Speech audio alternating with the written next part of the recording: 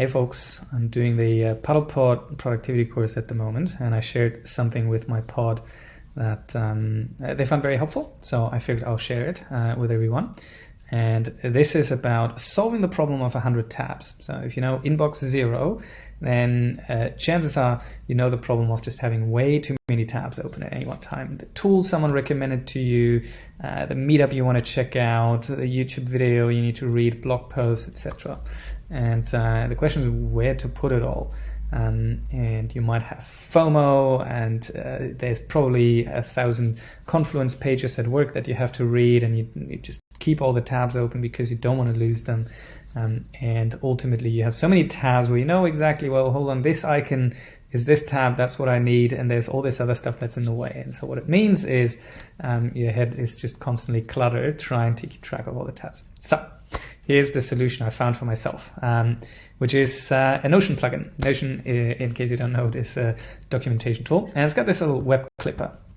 So what it does is I click this icon and I can save the page inside Notion. After that, I close the tab, and I do that with all my tabs. I can add something. I know this is a talk from Sandy, so I can change the title, and I just add all the tabs to this little like My Links database in Notion, and then and now we're done. And so this is how it looks like in Notion. All the tabs get essentially saved by title.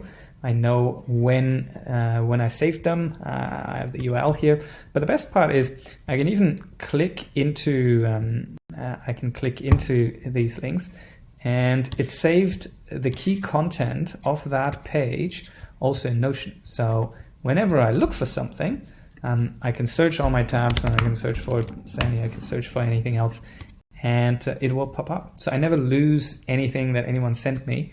And if I'm looking for some tab that I had opened 3 months ago, I can find it here. Throughout the day, I just have a browser that's clean and that doesn't have any tabs.